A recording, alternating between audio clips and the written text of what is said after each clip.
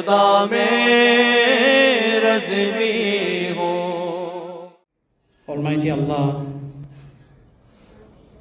by His divine grace and by His mercy, has put man on this earth,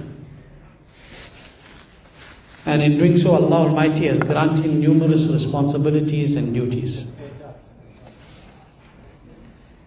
We are not here in this dunya just to pass our time or to entertain ourselves or to become leaders and powerful people in the dunya.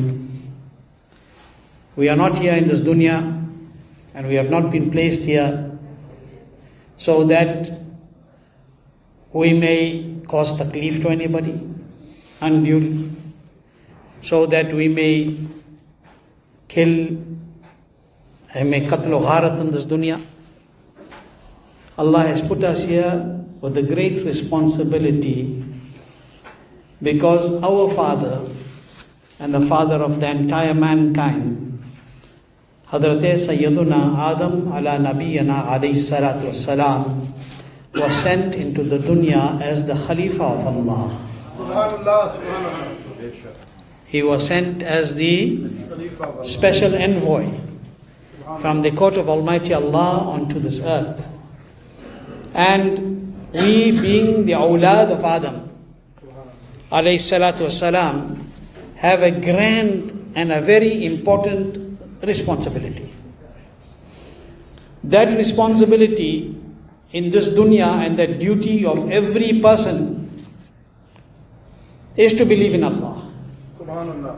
Firstly is to believe in Allah. And when a banda does not believe in Allah and that which Allah commanded him, believe in His Rasuls and His angels and His books and whatever else Allah has commanded for us, then there becomes a path that is different from the path of reality. One path leads to Jannat and one path leads to Jahannam. And those with Iman have been promised Jannat, but on condition that they protect and preserve the Iman that Allah gave them. That is the condition. This Iman is not like one mithai that was given to you and jo kare kare. This Iman is the most valuable thing. And it has been given to you with a duty and a responsibility. Is that you have been chosen to have this Iman. You have been chosen from the servants of Allah to have this Iman, and it is you who are also chosen to protect and preserve this Iman. Because if you do not protect the Iman, then the Iman will leave you. The Iman will leave you and you will be left barren and vacant. More barren than land that has nothing growing on it. You will have nothing left. And you will have nothing left here, and you will have nothing left in the hereafter. Because your dunya and your akhirat and the barakat and the blessings of the dunya and the akhirat depend on your iman and on you reciting and believing in La ilaha illallah Muhammadur Rasulullah sallallahu alayhi wa sallam. But when you were given this responsibility of iman, when you were given this gift of iman, when we were blessed with this gift of iman, and when we were given the responsibility of protecting and preserving this iman, then we were made to understand that for this reason, you will have to make sacrifice. You will have to make some form of qurbani. It's not going to come easily and it's not going to stay easily. Because the beloved Nabi sallallahu alayhi wasallam said that there will come a time when to hold onto your iman will be like holding onto burning embers. Like holding to burning charcoal, coal in your hand. Which man can hold it in his hand? Anybody who can hold fire in his hand? Burning embers, what will happen? If somebody puts burning ember on your hand, what is the natural reaction? What is the natural reaction? You'll drop it. You drop it. Your brain will immediately tell you that my hand is burning. Your brain will immediately pass a message that the hand is burning, and you will throw it down. You will drop it down.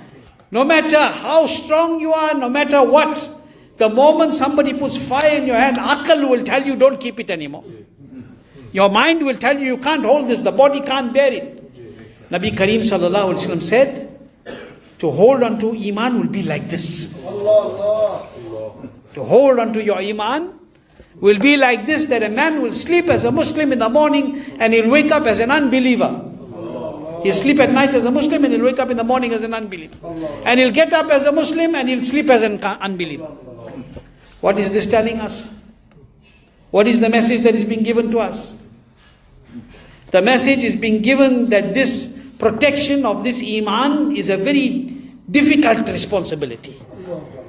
And when you have such an important responsibility, you cannot be relaxed about it. Example without comparison. If you and I are given a responsibility that there is this place, inside here there are 10 million rands. I'm talking about money because everybody wakes up. When we talk about money, everybody wakes up. And when we talk about millions, then we wake up faster. So if there's a little place with 10 million rands inside there, and you are told that your responsibility is to take care of that 10 million rand, you have been given this as an amana. You have been trusted, you have to protect it, you have to find all the ways to protect it. Because this 10 million, if you lose it, then your community will lose everything.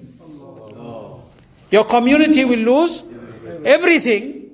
Tell me, how will you stand guard for that 10 million? What will you be doing?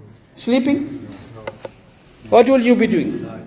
Leaving the gate or the door where that room is empty? Unlocked? You will make all your effort. And you will not be relaxed in any way. Because if I lose that 10 million, I will have to answer to my community. My children will have to answer after me. Their children will have to answer after me. And till generations will come, it will be told this was the person that lost what was belonging to the community. Yani sunna parega. No matter what. So one, I have to protect it. But two, I have to protect the responsibility that I have been given. And three, I have to protect my own honor. Because if this goes, my honor is gone. Everything is gone. That this is the one who lost that very valuable thing. This has to do with wealth. What about the Iman which Allah gave us? How much more we have to protect it? How much more guarded we have to be? Because if you lose that, your entire generation starts losing it. Your entire nasl loses it. When one believer loses his Iman, then it becomes a generation of kufr thereafter. So how important it is for us to protect this and protect this responsibility which Allah gave you. But you have to make some qurbani, like you're looking after that wealth that was given to you. You can't sleep. You made the qurbani of sleep. You made the qurbani of time. You made the qurbani of so many other things. Why? To protect that. How much more qurbani we are having to make, and we will have to make for the protection of our Iman, for the protection of the Iman of our generations that are going to come after us. This Iman is very valuable. Look, if you go back into history and you look at the sacrifices that were made for the sake of Iman, and I think last week you heard from Maulana Masabir, I was asking just as we entered, what did you speak about last week? If Hazrat Ibrahim alayhi salatu wasalam, or rather not if, because Allah had given him success. When Hazrat Ibrahim alayhi salatu wasalam made that sacrifice, made that qurbani that we are going to imitate in the means and the capacity that Allah has given us. Because you and I don't have to put our son down first. Okay? So we imitate that in the capacity that Allah has given us the hukum to. When we do this, and tonight is the 29th of Zulhijjah, today. Zulqa'dah, sorry. Do not forget to sight for the moon of Zulhijjah. Hijjah. Okay, then the month of Hajj and the month of Qurbani will start. Understand and remember that when Hazrat Sayyidina Ibrahim Khalilullah alayhi salatu wasalam was commanded by Allah to make that great Qurbani, sacrifice your son Ismail alayhi salatu wasalam. That beloved, after how long they get that awlad? After so much of time and so much of sabr, Allah gave them Ismail alayhi salam. But Hazrat Ibrahim alayhi salam is commanded that you have to make him Qurban. He is ready to do it. He is ready to make that Qurbani because he understands my purpose on this earth is not about my child. My purpose is to fulfill the command of Allah. My purpose is to obey Almighty Allah. That is my purpose. And when he said to his son that I have been commanded to do this, then the son immediately accepted. Immediately Hazrat Ismail alayhi salatu wasalam accepted, because the father groomed and trained the son that our responsibility and duty in this earth is firstly to our Rabb Almighty Allah. How many of us, you can't compare to the Anbiya, but don't we learn what is our responsibility? How much can we sacrifice? How much of sacrifice do we make in our lives? Today people can't sacrifice their time to read their Farz Salah, except for those who pray. People can't sacrifice their time to sit 10 minutes at the feet of their mother and say, Ma, can I do something for you? We can't do this. Why? Because we have been caught in this trap and in this abyss of the dunya. This dunya has chewed and swallowed many more than us. So many before us. But we are not thinking. We are not thinking that we have a great responsibility on this dunya. And every responsibility comes with a Qurbani. You have to sacrifice your friends sometimes. You have to sacrifice your associates. You have to sacrifice your wealth sometimes. But you have to do all that for what? For the pleasure of Allah. Today people sacrifice it for the dunya. They sacrifice, they say they have to compromise their iman and deen for the sake of the dunya. This dunya will come to an end. And everything here is going to come to an end. That is why the pious servants of Allah sacrificed everything for the pleasure of Allah. They gave everything away for the pleasure of Allah. The week that just passed, this week that is passing, was the Yawm Wisal and the Urs of one of the great kings of Islam, Hazrat Sayyidina Aurangzeb Alamgir radiallahu anhu, who made such huge sacrifice for the sake of the Muslim Ummah, that because of his barakat and gathering all those ulama, today you have Fatwa Alamgiri in our homes. Today we have one of the greatest fiqh reference books. What sacrifices they made. What was the reason for that sacrifice? Because they realized that they have a responsibility. Today is the Urs. Today is the Urs of one great personality. One great personality. And the time of the Qul Sharif is in a little while when the Urs Qul Sharif takes place of that personality. That personality is the father of the Mujaddid of the Zamana. Today is the Urs of Ala Hazrat Azimul Barakat's father. We always talk about Ala Hazrat, the Imam of the Ahl Sunnat, his love for the beloved Rasul sallallahu alayhi wasallam. We talk about how he filled the love in our hearts. We stand at Jummah and we say after the Jummah, when we stand up in Salam, we say, Dal di qalb mein azmat-e Mustafa, Sayyidi Ala Hazrat, pe lakho salam. But we have forgotten about the personality whom Ala Hazrat called my king and my crown and my love of all. Who? His beloved father, Hazrat Naqi Ali Khan radiallahu ta'ala. Think Ala Hazrat became Ala Hazrat and was given this duty and this responsibility because he had a father who was dutiful. Who had a father who was responsible. He has a father who knew what is my responsibility and why Allah put us in this dunya. Hazrat Naqi Ali Khan radiallahu ta'ala made huge sacrifices. Great sacrifices. But what he gave the dunya. Look at the sacrifices that he made. But look at the gift that he gave the dunya. He gave the dunya by the command of Allah and His Rasul sallallahu alaihi wasallam, a son and a child and an imam like Imam Muhammad Raza radiallahu ta'ala anhu. Hazrat Naki Ali Khan, since I've taken his name, let me tell you, he gave some advice once. And I had made note a few days of this advice, and I thought, when I have some time, I'll probably share it with you. And I think no better that time than now. Hazrat Naki Ali Khan, the father of Allah, Hazrat radiallahu anhu, he said that we're talking about sacrifice, that he loved the beloved Rasul sallallahu alaihi wasallam so dearly. He loved Rasul Pak so dearly that he was willing to sacrifice everything for the love of the beloved Rasul sallallahu alaihi wasallam. He wrote a kitab, many books he wrote, Hazrat Naki Ali Khan. One of the kitabs he wrote is Surur Qulub bi Zikr al-Mahbub. And in that, he said something very beautifully. I've translated these words and I'm going to read it to you today. Because we're talking about sacrifice and our responsibility in this dunya. And I'm going to end with this. I'm going to read this quotation to you. And I want you to inscribe these words on your heart. And may I be able to do the same. He says, O sinners of the Ummah. O sinners of the Ummah. And he's including himself. This is his humility. Hazrat Naki Ali Khan, the father of Allah, Hazrat says, O sinners of the Ummah, if you sacrifice yourself upon the mercy and the blessings of your Rabb.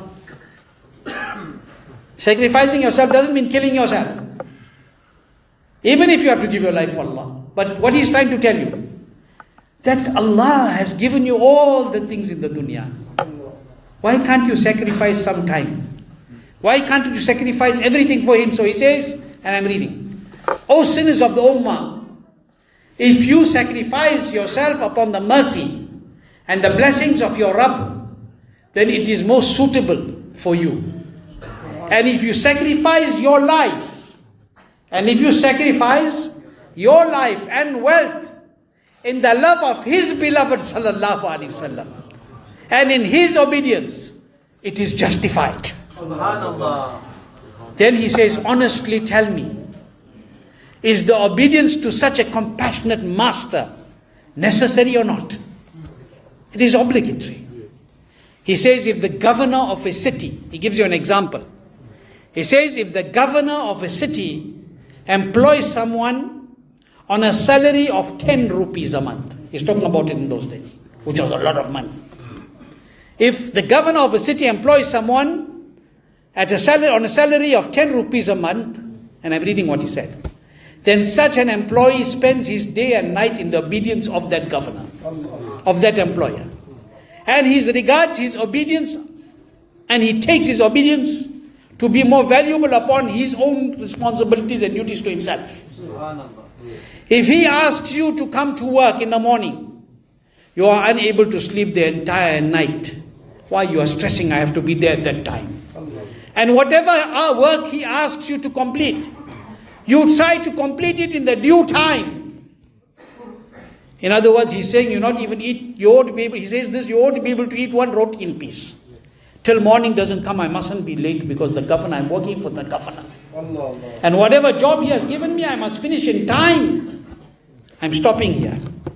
I will read to you another time more of what he says. But this example that he gives, Allahu Akbar. This is why he was called Imam al-Mutaqallimin. The example that he gives, that if you are employed by a governor and he calls you to work at a certain time in the morning, then you will be restless until morning comes because you will not be a minute late. And whatever duties he gives you, you will complete it timeously because you will have to face his anger. You will have to face him. He is the governor. You work for such an authority. Allah has given us the Salatul Fajr. How restlessly do we sleep?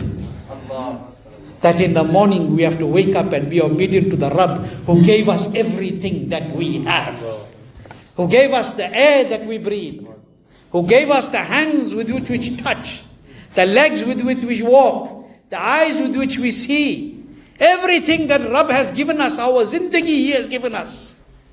And He has commanded us to stand in His court at that time. How many of us feel that restlessness, that tomorrow in the morning I have to get up to stand in the court of the Rabb of the Kainat? And how many of us have the sense of responsibility that a governor commands you to fulfill a responsibility? You will not delay it. Why do you delay the salah which Allah gave you? Why can't we make that sacrifice? Everything needs a sacrifice. Everything needs a qurbani. Think about it. This is a very important thing to note. That we are willing to do this because we do not want to displease our employers. And what about displeasing the Rabb who even gives you and gives that employer also? All your risk is from Allah.